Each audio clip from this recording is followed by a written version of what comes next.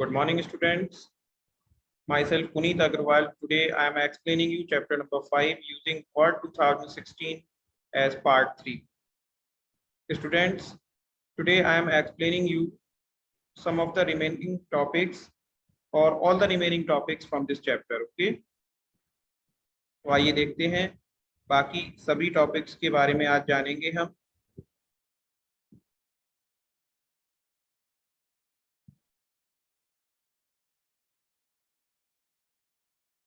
Now the first topic is exiting Word. Students, आप सभी को मैंने बताया किस तरह से हम वर्ड एप्लीकेशन का यूज करते हैं, किस तरह से डाटा एंटर किया जाता है, कैसे फाइल को सेव किया जाता है और किस तरह से हम सेव की हुई फाइल को ओपन कर सकते हैं. अब हम बात करते हैं कि वर्ड को कैसे एग्जिट किया जा सकता है, यानी वर्ड से अगर हमें एग्जिट होना है तो किस तरह से हम वर्ड डॉक्यूमेंट से एग्जिट हो सकते हैं. टू क्लोज अ डॉक्यूमेंट और to exit from Word, follow these steps. अगर हम किसी एक डॉक्यूमेंट को क्लोज करना चाहते हैं या हम वर्ड से एग्जिट होना चाहते हैं तो उसके लिए हमें कुछ स्टेप्स फॉलो करने होंगे. Step number 1, click on file tab and info screen appears. Yes students, जैसे फाइल को सेव करने के लिए या ओपन करने के लिए हमें फाइल टैब पर जाना होता है, ठीक इसी तरह हम यहाँ पर फाइल टैब पर क्लिक करेंगे और ऐसा करने से एक लेफ्ट पेन हमारे सामने ओपन होता है जिसे इन्फो स्क्रीन भी कहा जाता है. और यहाँ से स्टेप नंबर 2 को हम फॉलो करेंगे. इसके बाद select close option from the left pen. If you have not saved the document और डिस्प्ले अ मैसेज बॉक्स.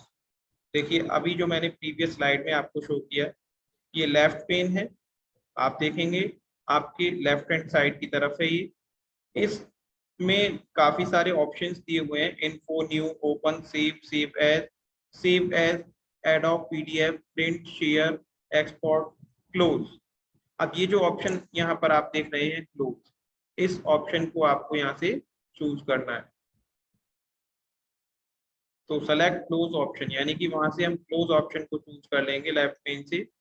अगर स्टूडेंट्स आपने अपने डॉक्यूमेंट को सेव नहीं किया हुआ है तो वर्ड आपको, जैसे ही आप क्लोज बटन पर क्लिक करेंगे तो वर्ड आपको एक डिस्प्ले बॉक्स, एक मैसेज बॉक्स डिस्प्ले करेगा, जैसा कि आप यहाँ स्क्रीन पर देख रहे हैं. यहाँ पर लिखा हुआ है Microsoft Word. Want to save the changes to file name, जो भी फाइल नेम आपने दिया हुआ है.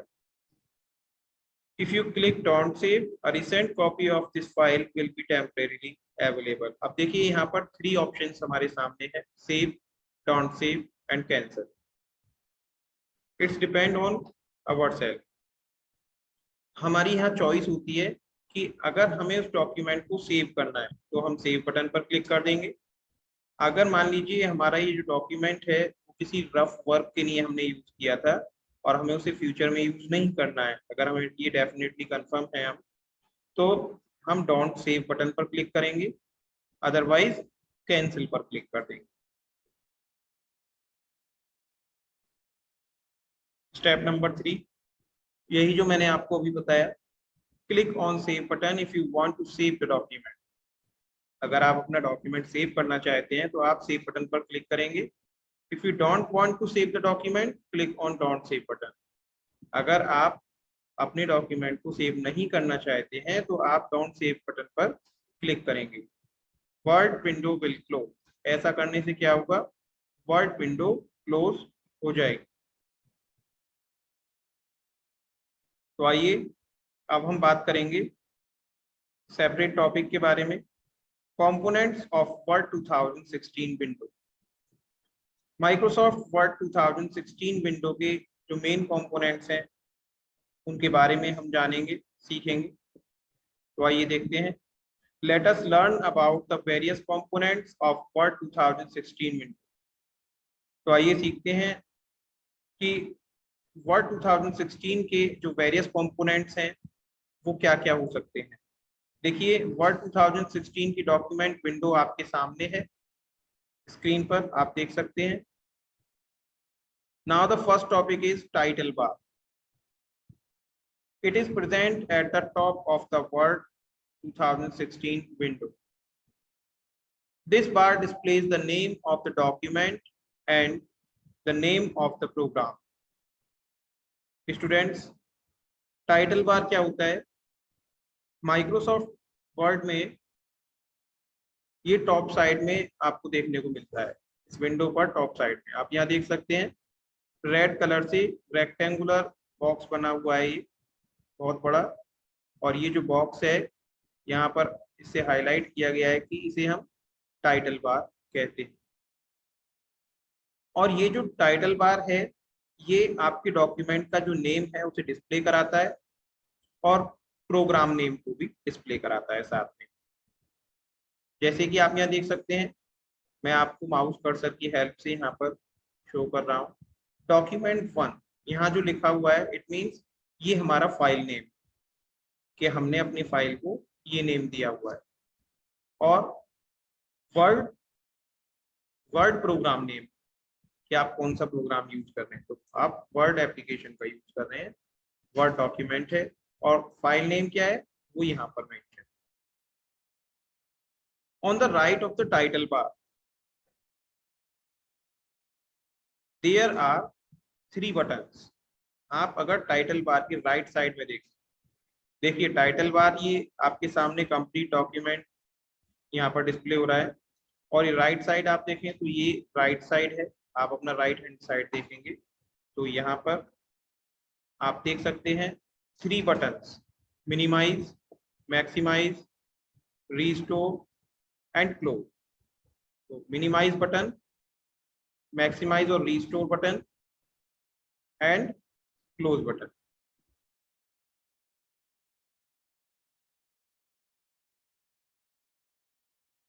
इन बटन्स का हम यूज करते हैं अलग अलग पर्पस के लिए।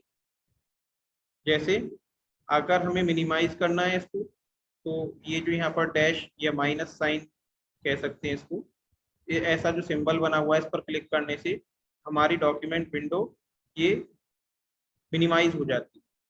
और अगर हम मैक्सिमाइज या रीस्टोर करना चाहते हैं तो यहाँ से इसको हम मैक्सिमाइज या रीस्टोर कर सकते हैं इस पर क्लिक करके।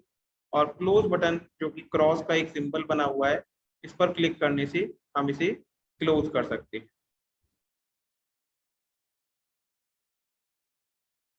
अब हम बात करते हैं क्विक एक्सेस टूल बार के बारे में। It is present on the left side of the title बार।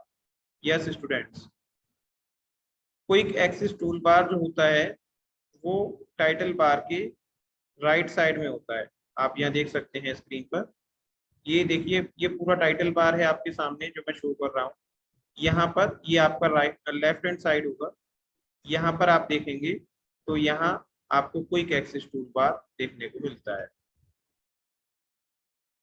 क्या होता है क्विक एक्सेस टूल बार, आइए इसके बारे में जानेंगे। It is present on the left side of the title बार।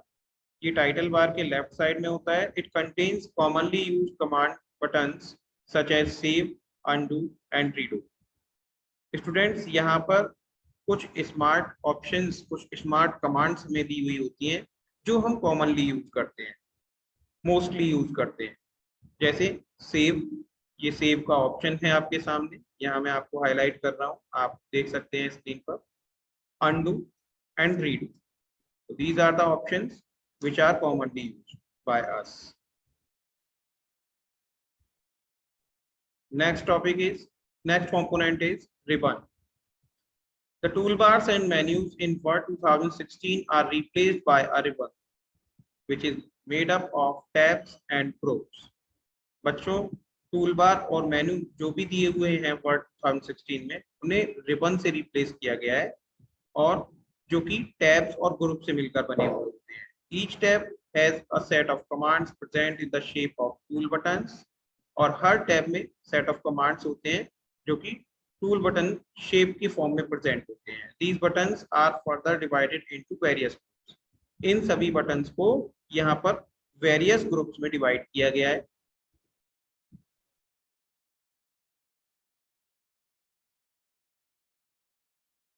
आप यहाँ देख सकते हैं this area is called as ribbon.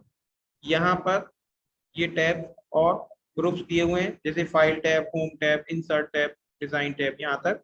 और ये सभी ग्रुप्स हैं, जैसे clipboard, font, paragraph, styles, editing, ये सभी यहाँ पर ग्रुप्स दिए हुए।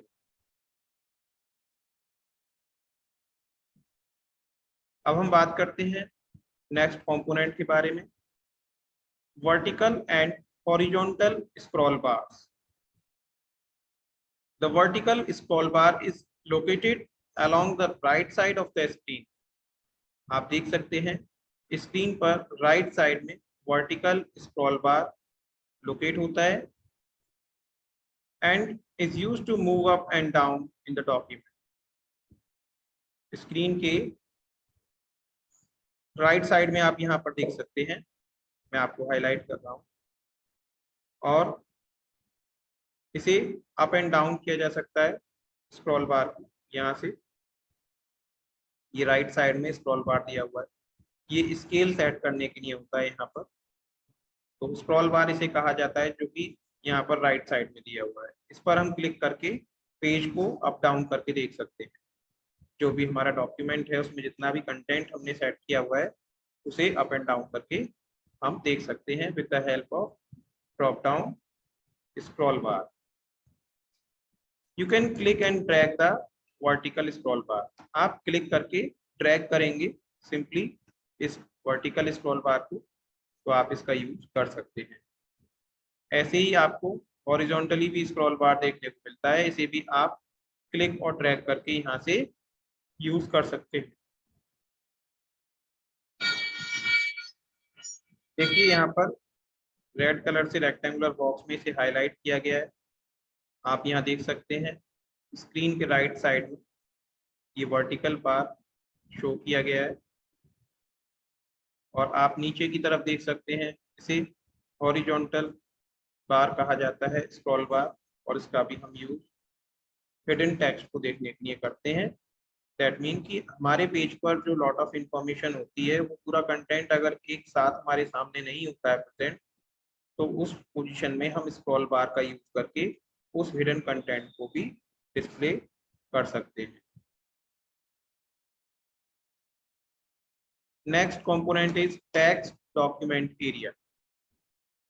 Just below the ruler is a large area called the text area. Yes students, ruler के just नीचे की अगर हम बात करें तो यहाँ पर हमें लार्ज एरिया देखने को मिलता है, जिसे हम टेक्स्ट एरिया कहते हैं। You type your text in the text area. आपको जितनी भी टाइपिंग करनी हो, जो भी इंफॉर्मेशन आपको टाइप करनी है, जो भी डेटा है आपके पास, आप उसे टाइप करने के लिए इस टेक्स्ट एरिया का यूज करते हैं, और इसी टेक्स्ट एरिया में आप टाइप कर सकते हैं। The blinking vertical line in upper left corner of the text area is called the cursor or the insertion point. Yes students, आप यहाँ स्क्रीन पर देख रहे हैं जो ब्लिंक करती वर्टिकल लाइन आपको अपर लेफ्ट कॉर्नर पर दिखाई देगी, उसे कर्सर कहा जाता है, या हम उसे इंसर्शन पॉइंट के नाम से भी जानते हैं। Next component is status bar. It shows the details of the current document, such as page number, number of pages, lines, words, etc. Students, status bar हमें डिटेल शो करता है करंट डॉक्यूमेंट, यानी कि करंट डॉक्यूमेंट मीन जिस document पर हम work कर रहे हैं उस डॉक्यूमेंट की हमें डिटेल्स यहाँ पर शो करता है status bar.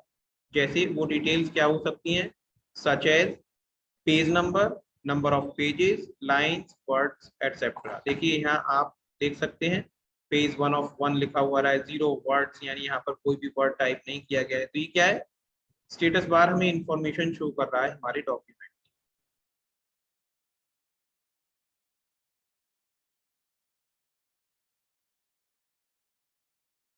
Next component is zoom slider. The zoom slider is in the lower right corner of the status bar. आप देख सकते हैं यहाँ पर ये यहाँ राइट कॉर्नर पर जूम स्लाइडर दिया हुआ है। It is used to enlarge and reduce the size of the window quickly and easily. Yes students, आप इसका यूज करके विंडो के साइज को एनलार्ज कर सकते हैं, यानी बड़ा कर सकते हैं, और रिड्यूस कर सकते हैं, दैट मीन उसे छोटा कर सकते हैं। तो विंडो के साइज को आप एनलार्ज और रिड्यूस करने के लिए इस जूम स्लाइडर का यूज करते हैं। बहुत ही जल्दी, कम समय में और आसानी से आप इसका यूज कर सकते हैं। देखिए यहाँ पर ये हाईलाइट करके दिखाया हुआ है।